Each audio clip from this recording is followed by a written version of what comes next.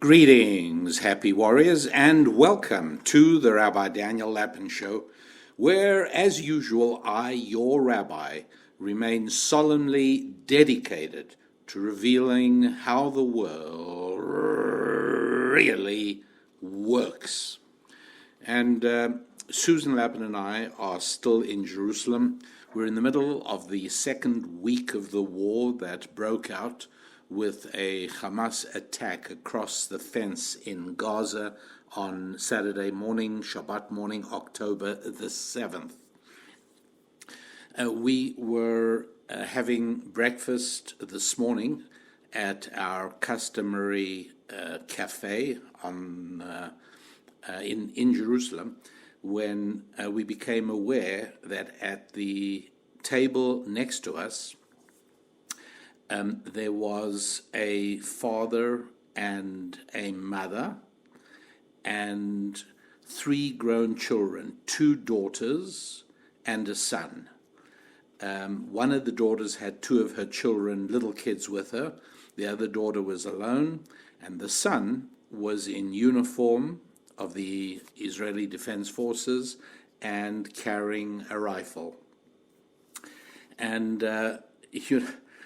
there's a lot goes on in Israeli cafes, and it's almost impossible not to hear what's happening at other tables, even if you're not deliberately trying to eavesdrop. And it wasn't long before we both realized that the young man had been mobilized, called up. He was literally leaving now on his way to join his unit.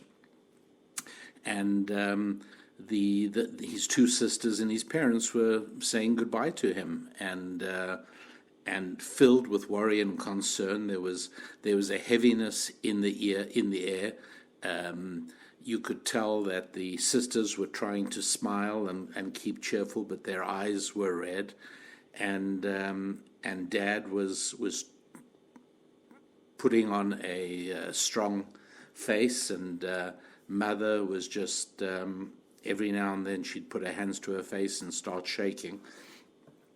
And they had their breakfast, and after the breakfast they said a grace after meals, and then the son got up, and the parents and everybody got up to embrace him, and the sisters embraced him, and then the little nephew and niece embraced him, and then Mom embraced him, and she just couldn't leave him. She just had her arms around his neck, and she just couldn't let go.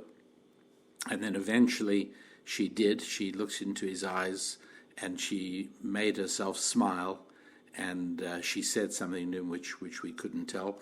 But then his father embraced him, and then his father stepped back a foot, put his two hands on his son's head, and you could tell he was giving him the Aaron priestly blessing of, may God watch over you and guard you and make his face to shine upon you. And then they hugged each other one more time, and the young man walked across the cafe, down the steps to the sidewalk, and down the street to the bus stop.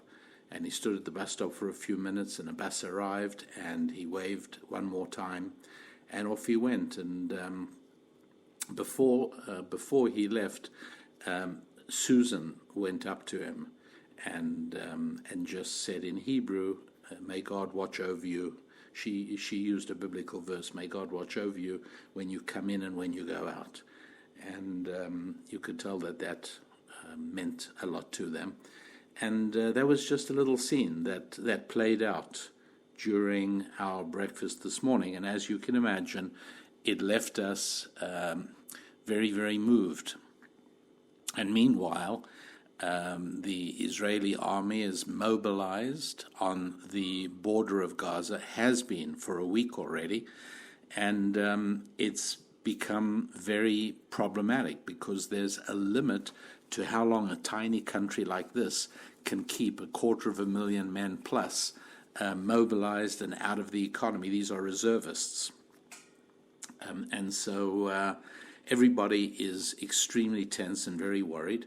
There is a growing sense that the price of the Biden administration's support and President Biden's visit to Israel today, there is a sense that we're picking up from the people we talk to, some of whom are somewhat in the know, others less so.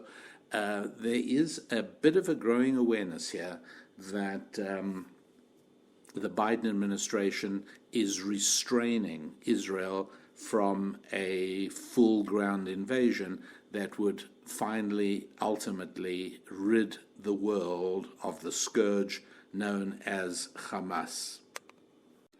Now, dear happy warriors, I think it's important to get up to the 30,000-foot level and look down at the landscape. You do not need me to tell you the latest news. You don't need me to detail the horrors that were inflicted on over 1,000 Israeli citizens who were butchered on October the 7th. You don't need me for any sensationalist accounts of what's happening. You don't need me to do any analysis of the current condition of Israeli mobilization. But if we went up to a high altitude and looked down upon the landscape, it becomes helpful, I believe, if one understands that since its inception, Islam is a force. It is a religio-political force whose intention is to bring the entire world into a state of common belief. Now, there was a time that Christianity also felt very strongly about spreading the gospel, if necessary, even by sword. One thinks of periods of time during the Crusades, but nothing compares to the fury and diligence and intensity with which Islam wishes to supplant all other belief systems and bring everybody into what they consider to be the true faith of Islam, faith in Allah. I also just want to clarify for you that the notion of the three great Abrahamic faiths, Christianity, Judaism, and Islam, is complete nonsense. That is what I call unadulterated bilge water. While there certainly is a biological connection between Arabs and Hebrews, between Arabs and Jews, there is not a philosophical one. Ishmael left the Abrahamic fold, and number two, even more importantly than that, whatever faith Abraham's son, Isaac's half-brother Ishmael, adhered to, we have no idea, because around about the 7th century, Islam under Muhammad spread and became the faith of the Arab peoples. And from there, it was spread usually by force. And so what's really important to understand is that the war going on right now in its second week has nothing to do with land. Pay absolutely no attention to foolish politicians and polyandra-like pundits who think, well, this is two nations fighting over the same piece of land. No, you got to remember that when the Arabs massacred the Jewish population of Hebron in 1929, there was no state of Israel. It's never been about land. It is about two competing faiths. Now, I know that some of you are going to say our rabbi has taken leave of his senses. How can anybody believe in the year 2023, well into the 21st century, anybody is taking religion that seriously?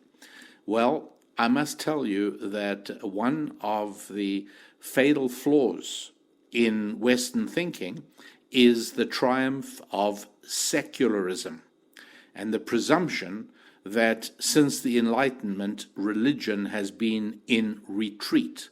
That is not true. And Islam has almost never wavered in its determination to bring the whole world into what they consider to be the true faith. Never wavered. And that's always been what this is about.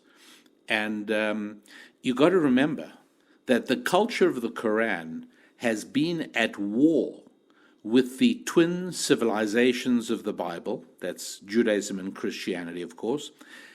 And this goes back at least to the time when Charles Martel stopped the Islamic advance up the Iberian Peninsula. They jumped from Northwest Africa, Morocco, across the Straits of Georgia. They conquered Spain, converted every Catholic church into a mosque, and proceeded to move upwards to conquer Europe from the West. The idea was only to spread Catholicism, to spread Islam. The intention was to bring all of Europe out of Christianity, of which it grew as an echo, and turn it into an Islamic Sharia true area.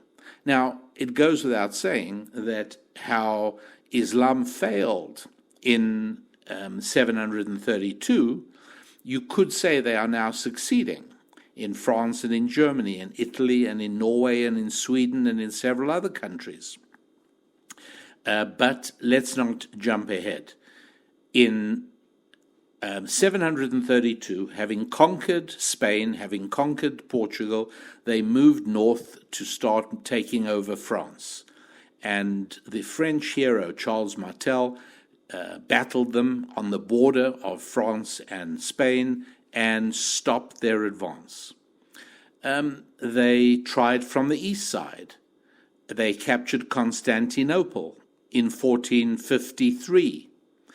They attempted to take over Europe from the sea by a huge Muslim fleet, and they were beaten in the famous naval battle in the Gulf of Lepanto on October the 7th, 1571. October the 7th, that's right. I do not believe that the choice of October the 7th, Saturday a week ago, for the attack on Israel was chosen just because it was 50 years and a day since the Yom Kippur War, or because it was a Jewish biblical festival being celebrated throughout Israel. No, these guys have got long memories. And this is one of the things that faith gives you. Jews also have long memories. Christians have long memories. Christians speak constantly of, what would Jesus want you to do? That's 2,000 years ago. But yes, religious people have long memories. Secular people tend to contract time to only the present. The future doesn't matter. The past is irrelevant. I'm having a good time today. And yes, that is secularism, very often indistinguishable from paganism, indistinguishable from hedonism. But in a sense, you could say that secularism plays very little role in this titanic struggle we're watching today, and have been watching since the year 732, the titanic struggle between Islam on the one hand and the Judeo-Christian civilizations on the other. Don't forget the attack on America on September the 11th, 2001. Why was that? Why September the 11th? I don't think there's any question. It was the date of a huge defeat, humiliating the Islamic world, inflicted on the Islamic forces at the gates of Vienna on September the 11th, 1683, when the Christian armies basically put an end to the Muslim dream of attacking Europe. And they got as far as Vienna, make no mistake, all the way up from Istanbul, from Constantinople, all the way to Vienna. It was an incredible feat of military prowess, but Christian armies rallied and sallied out to confront the Ottoman armies, the Muslim armies, September the 11th, 1683. The United States, the newly born United States, decided to put an end to the Barbary pirates, Muslims that terrorized the Atlantic and the Western Mediterranean, and finally Lieutenant Stephen Decatur put an end to them in 1804. And it's, you can name every other attack since then. You might remember U.S. Army Major Nidal Malik Hassan killed 13 soldiers on America's largest military base in Fort Hood, Texas, and that was November the 5th, 2009. And so it goes. This is not mindless terrorism. This is not rootless and pointless. No, we're going to get absolutely nowhere unless we understand that from the Muslim perspective, there is a great deal of point to this, because they want to and believe in the necessity of imposing Sharia law on the whole world. By contrast, Jews and Christians share a common vision of civilization, and they much prefer it to its alternative, which is barbarism. It's we only have a little time, and so I can't go through a complete depiction of the distinction that cuts between barbarism and civilization. But in general, civilization prefers ballots to bullets. It prefers voting to violence. It prefers conversation to confrontation. It prefers that men treat women with respect and deference. It prefers freedom to a centrally planned tyranny or tribalism. It prefers people enjoying economic independence through their own efforts. It prefers order and peace to anarchy and chaos. It believes in charity by choice rather than in government redistribution by force. It believes that marriage is the uniting of one man and one woman, devoted to one another and to their children. It believes in societies built on the basis of common belief rather than the tribal model of common blood. Civilization believes that both the beginning and end of life should be in God's hands alone. Civilization engenders friendship and beauty and compassion and courtesy rather than brutishness, cruelty, filth, vulgarity. I would make the argument that all the qualities that have sculpted the glories of Western civilization, skyscrapers, cathedrals, great parks, beautiful cities and boulevards, all of those have sprung from the pages of history's most majestic volume, the most published book of all of history, the Bible. And I would take a look, the 5 F's that I constantly teach on, the 5 F's that have now finally come out in our new book called The Holistic You. Please go on Amazon and just order the thing, or go on Barnes & Noble and just order it. It's so central, it's so powerful, it's so important to understand the 5 F's. It's so important to implement that set of principles, what I call the 5F project, into your life. But it's not only in your life. The 5Fs also help us understand the difference between civilization and barbarism. Think of finance. Should we look at that first one, finance? Okay. This is a time where there is a feeling of impending financial Armageddon. There is a lack of understanding of what's happening with cryptocurrency.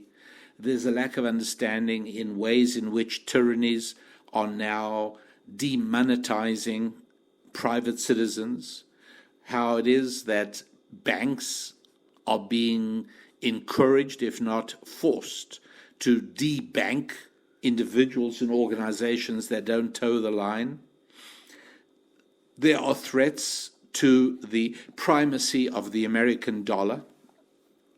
The American dollar, to the enormous advantage of America, has been the world's reserve currency since right after World War II at Bretton Woods, when the pound sterling, the British currency, was replaced with the dollar.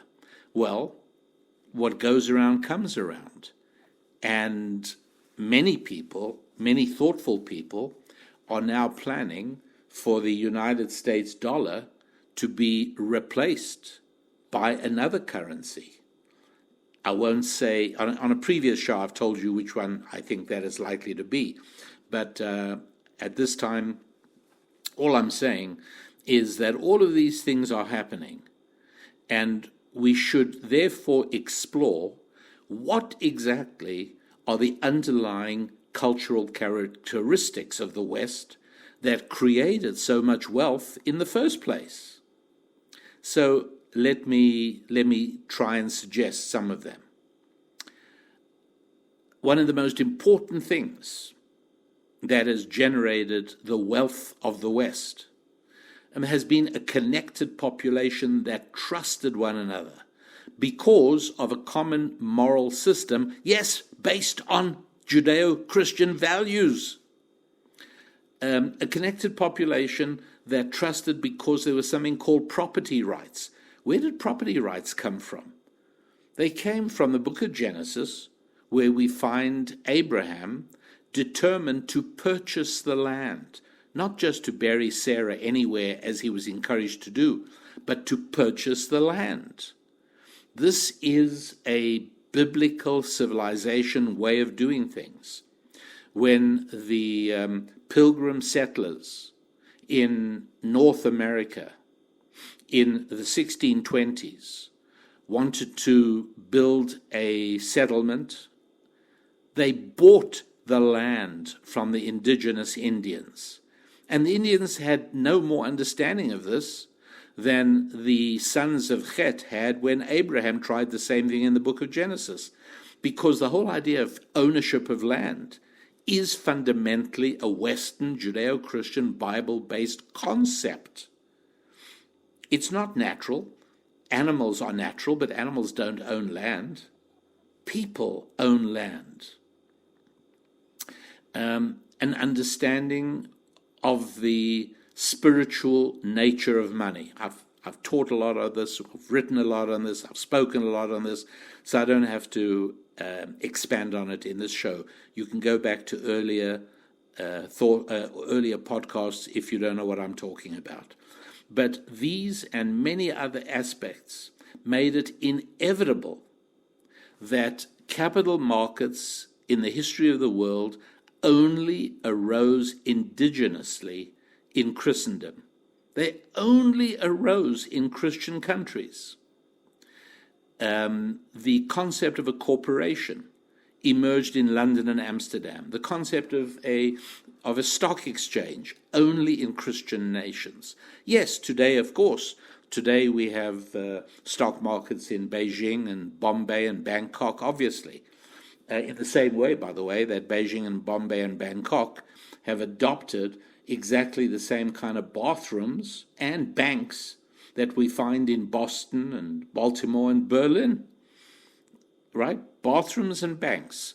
Western concepts of hygiene and cleanliness won out. The rest of the world liked it. And so they adopted our approach to finances and our approach to cleanliness and hygiene. And that's why if you would have gone to a bathroom in Beijing or Bombay or Bangkok 200 years ago, you know what you would have seen. But today, you go into bathrooms anywhere in the world. Everyone has adopted the Western concept of waterborne sewage. It's a different approach. And so you look at finance, you'll see that finance and all the underpinnings that made it possible. Capital, stock market, understanding of money, property rights, all of these sprang from the church and the synagogue. Altogether, the creation and adoption of currency, do you know what a breakthrough that is? Right? In Germany, it was called the Thaler, by the way, Thaler, short for what today we call a dollar.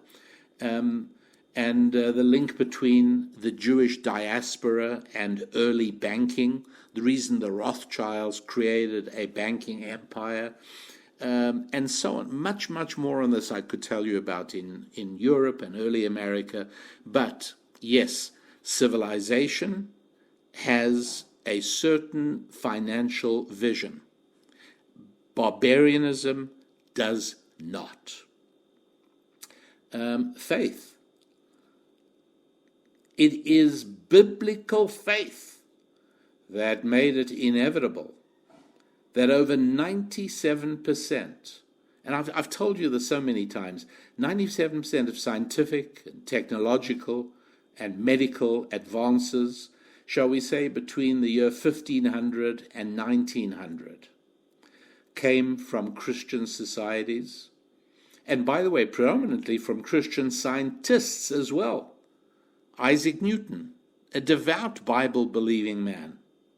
We will show how all of this, I want to explain, sprang from three events that transformed the Bible from, shall we say, an ecclesiastical monopoly, as it was under early Catholicism, into the life guide of millions of human beings in Western Europe.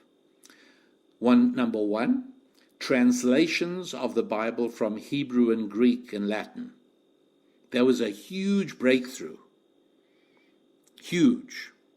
And some of the early people, Tyndale and others who did it, were oppressed very badly because it did take away centralized power from the church. And so translations of the Bible started happening 1300s and 1400s. And then in 1450 comes the printing press. That's the next big thing. And number three, 50 years later, not disconnected in my view at all, the Protestant Reformation in the early 1500s. And these are the factors that historians like Neil Ferguson claim made Europe leap ahead of China. The cultural, economic, political powers that sprang from the faith of the Bible crossed the Atlantic and gave birth to American Christianity and the American colonies. So I've spoken about how civilization is based on a certain understanding of finance and a certain Bible-based understanding of faith. Let's talk about family. You've got to be able to see that one of the crucial underpinnings of what we think of as civilization is the normative family as the basic unit of society. The family has its origins in the Bible. That's why, to this very day, in both Europe and America, the bastion of family are religious communities. Christian and Jewish religious communities provide the basis of family. That's where you find today where you find family the strongest. Marriage and having children, today almost exclusively the province of religious families, religious societies. And so it's not hard to see the impact on civilization that the biblical understanding of family brought about. It's not hard to see. You've just got to see that Western civilization begins to grow and thrive and prosper as it adopts the biblical model. And it's also easy to note, by the way, I mean, it's something each and every one of you, if you have any interest at all in reading history, you'll see how the decline of civilization, the collapse of civilization, the impending extinction of civilization always seems to parallel the decline of the family, the growing social acceptability of homosexuality, the growing acceptability of adultery, the diminishing of marriage. It's clear to see that cultural and economic benefits of family drove Western success. It's clear. Friendship, once again, understandings of friendship spring from Judaism and Christianity. It's not all that clear that of the many thousands of cultures around the world, perhaps 5,000 of them, there are some very strange ideas of friendship, very strange. But friendship that has been at the root of social relationships in the West, civic organizations, even treatment of women, all of that springs from a correct understanding of friendship. And then the final one, of course, fitness. And on this one, I don't want to spend a lot of time, but I will tell you that the idea that life has value, right? That's part of fitness, right? Keep my body healthy, because without my body, I don't stay alive, and staying alive is important. That is not a part of Islam, for instance. And this week, for the second time, I was told and shown writings of Islamic spokesmen who speak about as much as Jews or Christians love life, we love death. We value and honor martyrs who gave their lives to spread Islam. It's a different approach. The whole idea of life-saving organizations, they're Christian in origin. When there is a devastating earthquake somewhere, where there are horrible natural disasters, who do you see there? You see American ministries. What about the huge number of Muslims around the world? Why aren't they sending organizations to help save lives? Even when there are earthquakes like the bomb earthquake in Iran, it's Western organizations that fly in to bring relief and help. Why? Because of a biblical understanding of fitness. So let me go back to bathrooms and bankings, if I can, all right? And again, I mean, not to be vulgar at all, but after the world had the opportunity to compare civilization and barbarism, the world pretty much chose, right? I don't have to tell you what bathrooms looked like in Bombay. Well, today, bathrooms I like the alliteration of just saying Bombay and Bangkok and Beijing, but they could have been anywhere in the undeveloped part of the world. Today, they've come to resemble exactly what banks and bathrooms look like in Boston and Baltimore and Berlin. Western civilization, and I should tell you this, Western civilization's trappings are lusted for by the entire world. But barbarism desires the good life of Western civilization, but wishes to annihilate the mother that gave it birth. Do you see what I'm saying here? Right? The Hamas terrorists who broke into Israel, they used paragliders. Where did those come from? Were those invented in Bangladesh? They used drones to neutralize forward Israeli observation posts. Drones. Were drones invented in Somalia? No. All of these things come from the West. And barbarism loves the things that the West produces. But it still wants to kill the mother, Judaism and Christianity, that gave birth to the West. The real question, of course, is, will the West ever recover the spiritual fountain of its own original success? Will it ever recover the vitality of a living biblical faith that would allow civilization to flourish everywhere?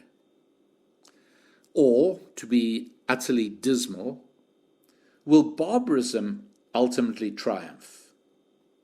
And as civilization gives out its dying gasp, its ruins will become occupied by squatting barbarians that enjoy the remaining rubble as far superior to anything that they could have built for themselves.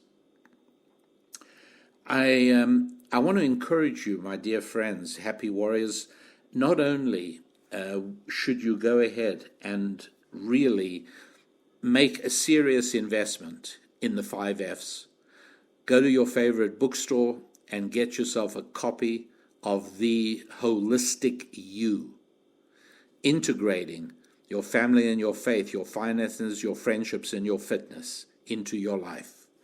The book's called The Holistic You. Go ahead and get it.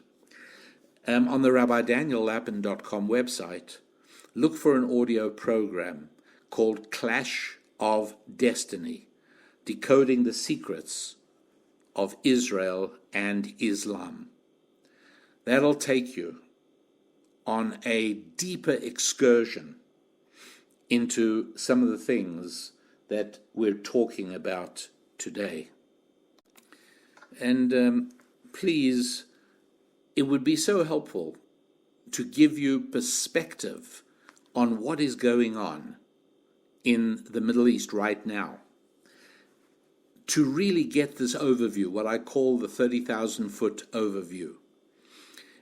You've got to understand that this is a titanic struggle between civilization and barbarism.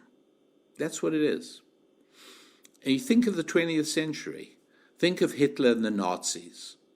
They were determined to obliterate all vestiges of the Bible simply by exterminating those who lived by it.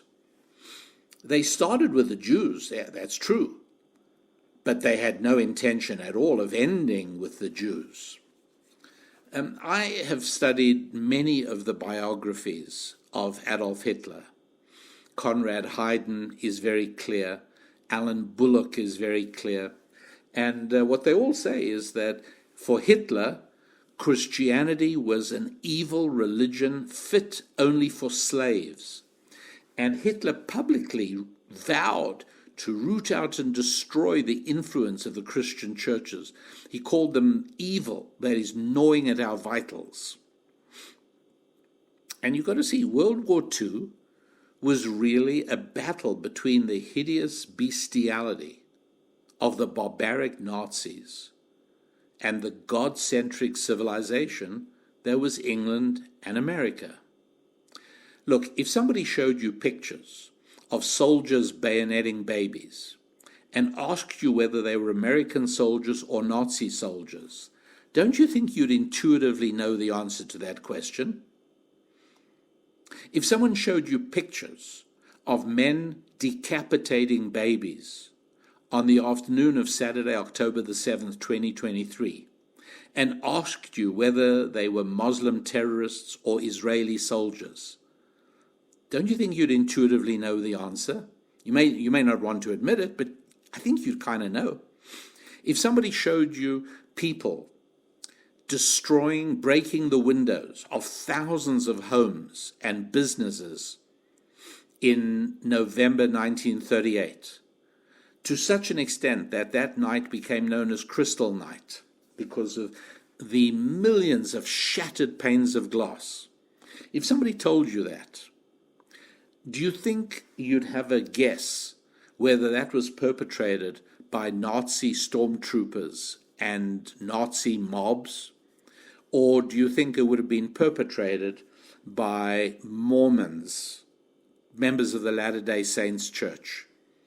Seriously, I mean, is that hard to answer?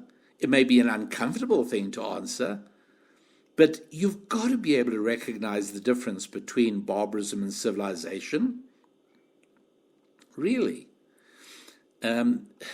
Gosh, if somebody said to you, some activists cut the throats of airline stewardesses and drove airplanes into buildings, murdering thousands of civilians. Your challenge is, was this done by Roman Catholic theologians or by Muslims? Think about it. Hard question?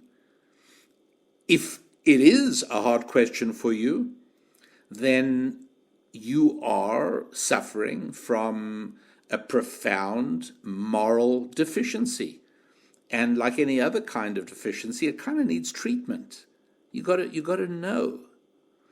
And so I really do believe this is a time for Jews and Christians to stand together worldwide, to do whatever we can to proclaim our commitment to civilization. And what that means is we've got to have the moral courage to denounce barbarism.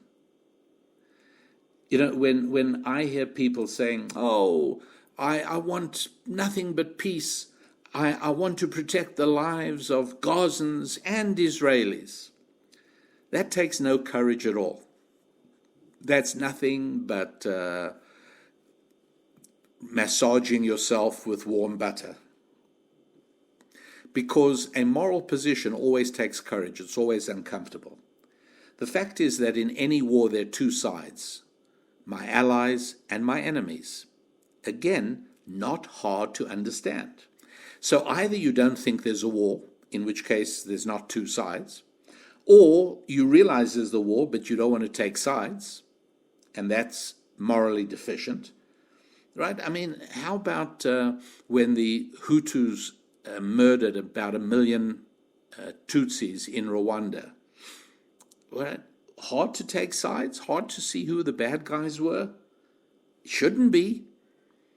And really, the only people who I expect to have trouble with this level of nuance, which is not particularly hard, are people who've spent more than a couple of years on an American university campus.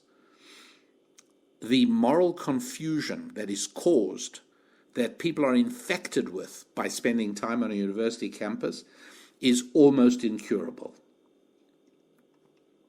So if this is something you have any interest in joining the struggle, then go ahead, and now might be a time to open your hearts and make a small contribution to the American Alliance of Jews and Christians. Go ahead. You go to aajc.org, aajc.org, American Alliance of Jews and Christians.org, and go ahead. Support the alliance, support Jews and Christians standing together, standing up for civilization, and being willing to denounce barbarism as something that at the end of the day makes lives short and brutish and horrible, as Thomas Hobbes wrote in the middle of the 16th century in his book, The Leviathan. You know, and once you understand clearly, once you get this, that this is a battle between barbarism and civilization. Hamas is on the side of barbarism. Civilization is represented in the present conflict by the people of Israel. You got to see that Hamas is not, this battle is not going to be solved by negotiation, because Islam is willing to die. They have a word for it. It's called jihad. Hamas does not want a two-state solution. Its charter calls for the destruction of Israel and the erection in its place of an Islamic state. This is not the ordinary kind of conflict that you might find in Sri Lanka, where you can settle it by splitting things down the middle. The Hamas charter explicitly says the Islamic resistance movement is a distinguished Palestinian movement. By the way, no Arab was ever called a Palestinian. No Arab called himself a Palestinian before 1948. Whose allegiance is to Allah and whose way of life is Islam. It strives to raise the banner of Allah over every inch of Palestine. Israel will exist and will continue to exist until Islam obliterates it, just as it has obliterated many others before it. So you've really got to see things in terms of, well, black and white here. It's really not hard to see. It's barbarism and civilization.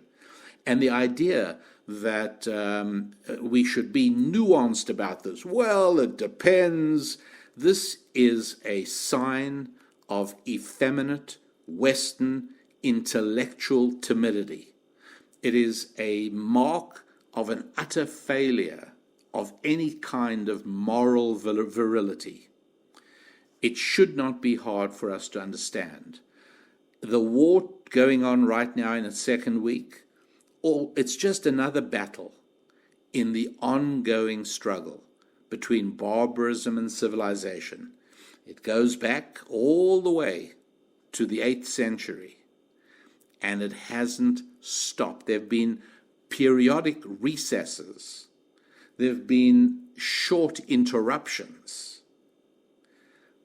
But there's never been an end to the Islamic vision for complete domination over the civilizations of the Bible. In the audio program I just mentioned called The Clash of Destiny, you can read about it on my website, okay? Go to rabbidaniellapin.com. You read about the Clash of Destiny, decoding the secrets of Israel and Islam. You will see how the spiritual, religious, philosophical vision of barbarism, and oh yes, it has one, no question about it, the spiritual and religious vision of barbarism spread from Nazism in the 20th century to Islamic jihad in the 21st century. And I show you in that how if you look at Hamas training camp videos, you will see them doing the Hitler salute. And even more importantly than that, I explain how certain characteristics of barbarism, for instance, a tendency to see a connection between sex and death. And I can't do it now, but I do it in full length in the audio program Clash of Destiny, Decoding the Secrets of Israel and Islam. But exactly what we saw in the philosophical core of Nazism, captured so beautifully in the musical dramas by Richard Wagner called The Ring Cycle, which Hitler sat through for many, many, many times, even though it's about a 17-hour enterprise, where we see this conflating of life and death, sex and death, sex being an expression of life, obviously. We find exactly the same thing in visions of Islamic martyrdom. What do young men who try and die blowing up people of the civilization, what do they dream of? How are they being rewarded? With death? That's right, the 70 virgins of the afterlife. And many, many more examples of how we see that, yes, the spiritual and philosophical vision of barbarism traveled from the Nazis to the Islamic jihad. And this is all laid out very, very carefully in the Clash of Destiny, Decoding the Secrets of Israel and Islam. Go and take a look at it at rabbidaniellapin.com, and I think you'll be astounded. Remember, if you would like to make a gift to the American Alliance of Jews and Christians, that's the aajc.org. And finally, do yourself a big favor and begin to master the power of the 5 F's in your life by simply getting the program. It's called The Holistic You, and it's available at any bookstore. The Holistic You, integrating your 5 F's. Happy warriors, these are unusual times. Susan and I are in Jerusalem at this very moment, and I'm not sure when exactly we will return at the present time, but we would like to see peace. And when people say violence doesn't solve anything, they lie, because violence always solves something. Violence always resolves something. It was the firebombing by General Curtis LeMay of Tokyo in March 1945, months before the atomic bombs of Hiroshima and Nagasaki. It was firebombing of about 60 Japanese cities that utterly obliterated Japan's war-making potential. Yeah, it was violence. It was Allies' violence on places like Dresden and Nuremberg and Berlin. Yes, it's tragic, but when barbarism attacks civilization, the only response is a full-throated, comprehensive, uncompromising attack on barbarism. Otherwise, civilization flounders. And I sadly remind you that the last war that the United States of America won was World War II in the middle of 1945. That was the last war that America won. Let us hope that civilization and those that stand for civilization will rally themselves and determine to combat barbarism with everything at its disposal. Because if not, happy warriors, things will look grim indeed for us, for our children, and our children's children. Because history has shown that a triumph of barbarism, God prevented. History has shown that a triumph of barbarism cannot be put right for hundreds and hundreds of years. Darkness will settle down over the world, and the forces of satanic evil will prevail and be in charge of all our lives for hundreds of years into the future. The only hope is the triumph of civilization. And that is something that each and every one of us, every happy warrior, can pray for with all the devout fervor at our disposal. Meanwhile, do not lose sight of your family and your finances, your faith, the faith that produced civilization, your friendships, and your fitness. Until the next time we are together, I am your Rabbi, Rabbi Daniel Lapin. God bless.